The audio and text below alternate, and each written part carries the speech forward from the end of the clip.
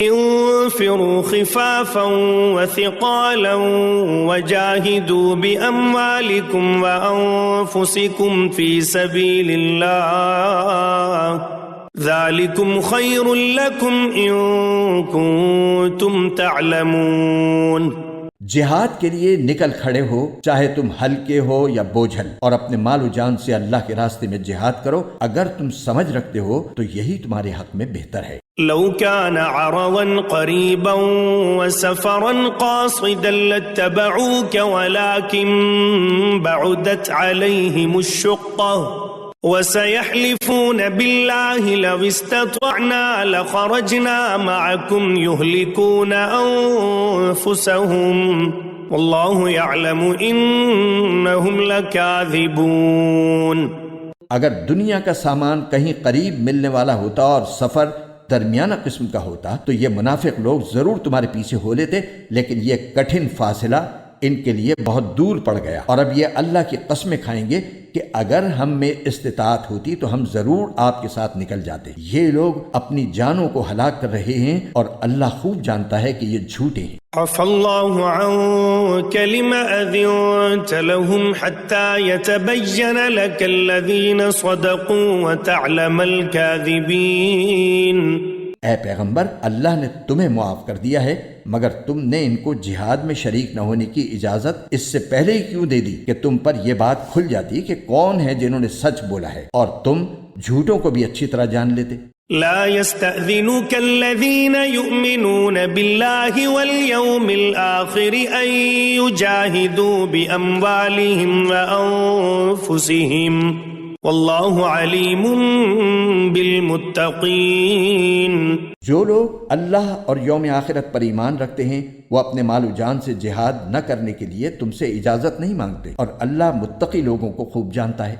انما يستأذنك الذين لا يؤمنون بالله واليوم الآخر وارتابت قلوبهم فهم في ريبهم يترددون۔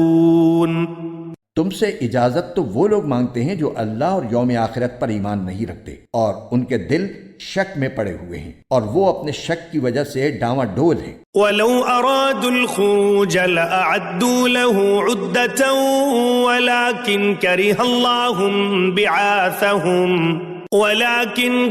اللَّهُ بِعَاثَهُمْ فَثَبَّتَهُمْ وَقِيلَ اقْعُدُوا مَعَ الْقَاعِدِينَ۔ اگر ان کا ارادہ نکلنے کا ہوتا تو اس کے لیے انہوں نے کچھ نہ کچھ تیاری کی ہوتی، لیکن اللہ نے ان کا اٹھنا پسند ہی نہیں کیا، اس لیے انہیں سست پڑا رہنے دیا اور کہہ دیا گیا کہ جو اپاہج ہونے کی وجہ سے بیٹھے ہیں ان کے ساتھ تم بھی بیٹھ رہو۔ لو خرجوا فيكم ما زادوكم إلا خبالا ولأوعوا خلالكم يبغونكم الفتنة وفيكم سماعون لهم والله عليم بالظالمين۔ اگر یہ لوگ تمہارے ساتھ نکل کھڑے ہوتے تو سوائے فساد پھیلانے کے تمہارے درمیان کوئی اور اضافہ نہ کرتے، اور تمہارے لیے فتنہ پیدا کرنے کی کوشش میں تمہاری صفوں کے درمیان دوڑے دوڑے پھرتے، اور خود تمہارے درمیان ایسے لوگ موجود ہیں جو ان کے مطلب کی باتیں خوب سنتے ہیں، اور اللہ ان ظالموں کو اچھی طرح جانتا ہے۔ لقد ابتغوا الفتنة من قبل وقلبوا لك الأمور حتى جاء الحق وظهر أمر الله وهم كارهون۔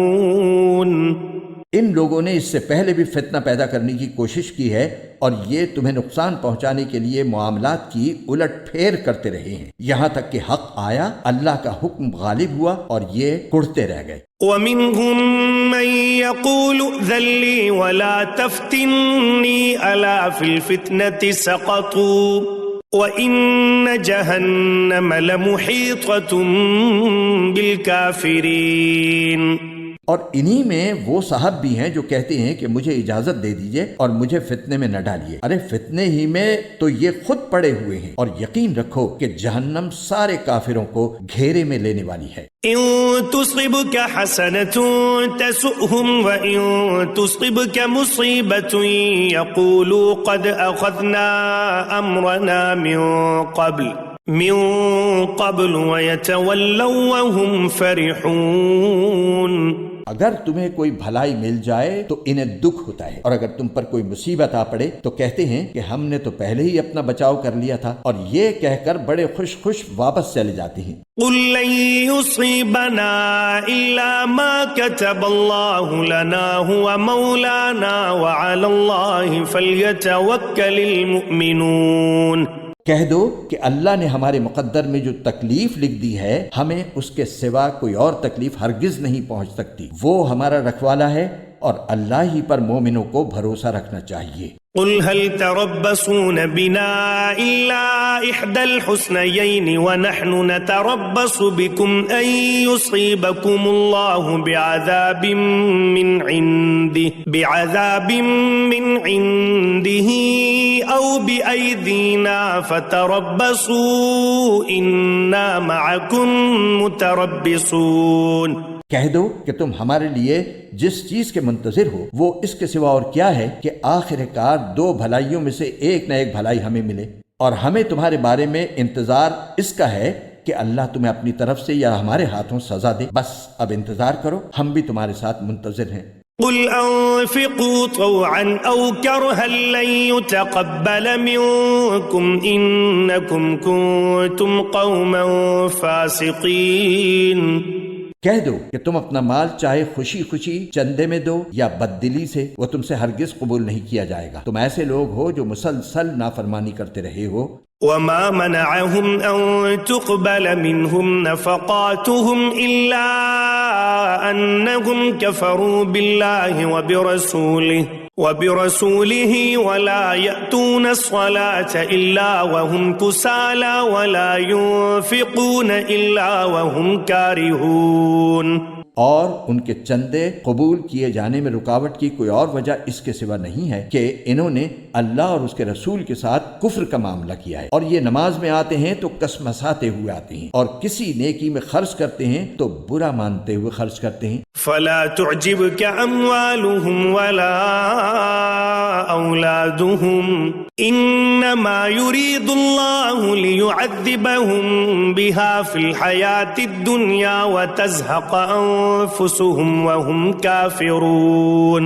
تمہیں ان کے مال اور اولاد کی کثرت سے تعجب نہیں ہونا چاہیے، اللہ تو یہ چاہتا ہے کہ انہی چیزوں سے ان کو دنیاوی زندگی میں عذاب دے اور ان کی جان بھی کفر ہی کی حالت میں نکلے۔ وَيَحْلِفُونَ بِاللَّهِ إِنَّهُمْ لَمِنكُمْ وَمَا هُمْ مِنكُمْ وَلَكِنَّهُمْ قَوْمٌ يَفْرَقُونَ۔